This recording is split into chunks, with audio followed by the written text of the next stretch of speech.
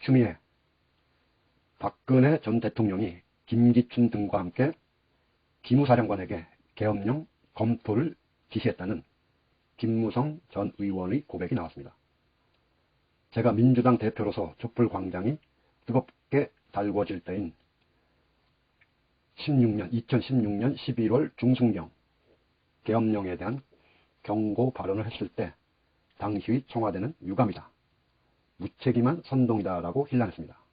새누리당 대표, 원내대표 모두 저에게 유언비어 유포의 진원지, 진앙지이고 재생산자라고 공세를 퍼붓고 당시 일부 언론도 양치기 소녀다, 거짓말쟁이다 하고 비판을 심하게 가했었습니다.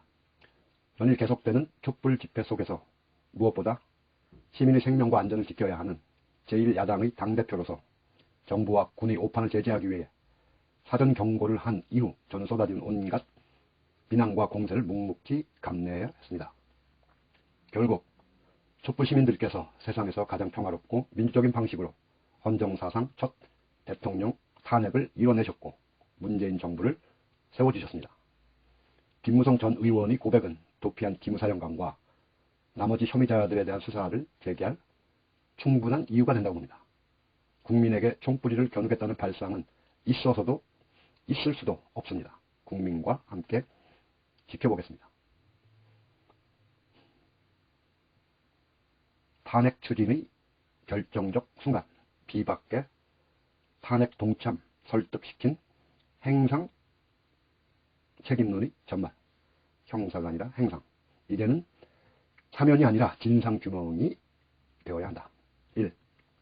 2016년 10월 24일 JTBC의 최순실 태블릿 PC 보도로 박근혜, 최순실 게이트가 명명백백하게 드러나자 박근혜 전 대통령은 2016년 11월 2일 김병준을 국무총리로 지명하고 다음날 한광옥을 비서실장으로 임명했습니다. 그러나 대통령의 청와대와 정부 인사 단행에도 불구하고 민심은 이미 돌아섰고 박근혜 대통령의 퇴진을 촉구하는 촛불 시민들의 목소리는 더욱 커졌습니다. 2. 당시 새누리당은 박근혜 대통령의 책임을 회피하기 위한 꼼수로 거국 중립내각을 서둘러 제안했습니다. 촛불 시민의 퇴진 요구를 덮어버리고 정치권 내부에서 서로 경쟁 반목하게 하고 광장의 민심과 이간시키는 계략이었습니다. 저는 당시 제1야당 대표로서 거국 내각은 당리 당략적인 재원이라 규정하고 단호하게 거부했습니다. 그리고 국정조사와 야당 요구하는 특별검사에 의한 특검을 강력히 촉구했습니다. 3. 저는 민주당 구성원에게도 청와대가 제안한 거국 내각 논쟁과 일절 거리를 두게 하고 11월 14일 퇴진 당론을 결집시키고 이어 11월 21일 탄핵 추진을 공식 당론으로 결정하였습니다.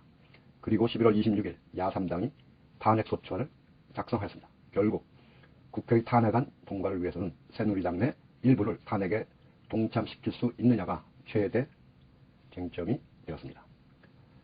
자, 탄핵 발의를 앞두고 11월 30일 이른 아침 저는 비박계의 지도자인 김무성 전 대표를 만났습니다.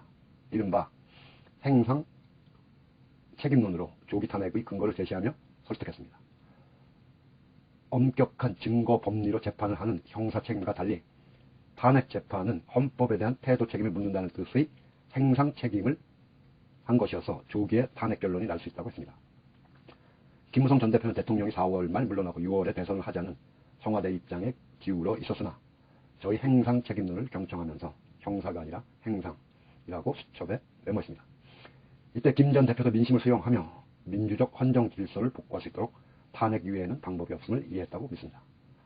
그 만남이 탄핵 추진의 결정적 순간이었다고 생각합니다. 다음날 12월 1일 실제로 새누리당은 4월 퇴진, 6월 대선을 당론으로 채택했지만 그럼에도 비박계는 탄핵에 찬성 투표를 했기 때문입니다. 5. 최근 김무성 전 대표의 탄핵 비화 인터뷰에서 대통령과 그 비호 세력들이 국회 탄핵소추 이후 특수검사와 헌재의 재판 과정을 다 지켜보고도 헌재의 기각을 100% 확신하고 기각에 반발하는 민심은 총뿌리로 제압하겠다는 무서운 생각을 하고 실제 계엄령 검토를 지시했다는 것을 밝혔습니다.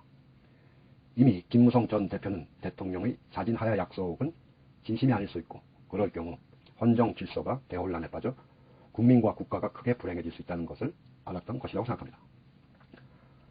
당시에도 저와 김무성 전 대표의 회동은 야합이라는 비난을 많이 받았습니다.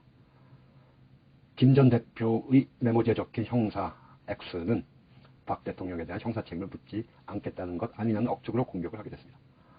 그러나 정치 지도자로서 시대와 역사적 운명 앞에 용기를 낸 만남이었고 역사의 물주기를 바꾼 결정적 순간이었다고 생각합니다. 참기 어려운 비난과 흔들기도 있었지만 묵묵히 이겨내고 대통령 탄핵과 헌정 질서 회복에 앞장섰습니다. 국민의 힘에서 촛불 시민들께서 이뤄낸 탄핵을 부정하거나 설익은 사면론이 더 이상 나오지 않기를 바랍니다. 그럴수록 당시 숨겨진 비화들이 하나씩 둘씩 세상에 나오게 될 것입니다. 사면 노, 진상규명 예스가 되어야 하는 것입니다. 김기춘은 당시 비서실장에서 물러나 있었는데 무슨 자격으로 계엄령 검토 지시에 함께 있었는지, 그를 중심으로 한 7인회가 그 지시의 배후인지 공모한 자들이 누구인지도 밝혀져야 할 것입니다. 충해.